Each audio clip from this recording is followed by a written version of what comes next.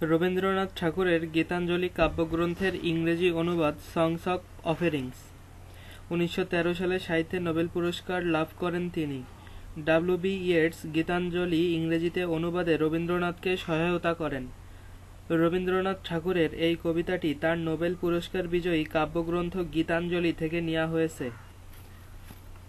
এই কাব্যগ্রন্থের প্রায় সব কবিতাই ঈশ্বরের আরাধনা ও প্রার্থনামূলক কবিতা, কিন্তু where the mind is without fear একটি ভিন্নধর্মী কবিতা। তার এই কবিতাটি স্বদেশ প্রেমমূলক।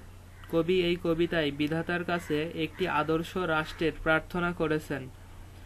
তিনি এমন রাষ্ট্রের প্রার্থনা করেছেন যে রাষ্ট্র চালিত হবে যুক্তির দ্বারা, যেখানে জ্ঞান থাকবে স্বাধীন, যেখানে শিক্ষা অর্জনের ক্ষেত্রে ধনী গরিব ধর্ম বর্ণের কোনো বিভেদ থাকবে না, জ্ঞান অর্জনের ক্ষেত্র হবে উন্মুক্ত।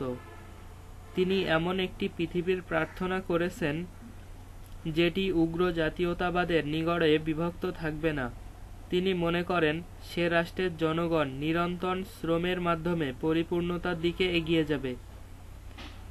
তিনি এমন রাষ্ট্রের কল্পনা করেন যেখানে সত্য কর্তৃত্ব করবে সব জায়গায়, যে রাষ্ট্র পুরাতন ধ্যান ধারণার দ্বারা পরিচালিত না হয়ে যুক্তির দ্বারা পরিচালিত হবে, যে রাষ্ট্র কখনো ভুলের মরুতে গিয়ে পথ হারাবে না। কবি প্রার্থনা করেন ঈশ্বর যেন তার রাষ্ট্রকে স্বাধীনতার সেই স্বর্গে স্থাপন করেন, যেটি হবে একটি আদর্শ রাষ্ট্র।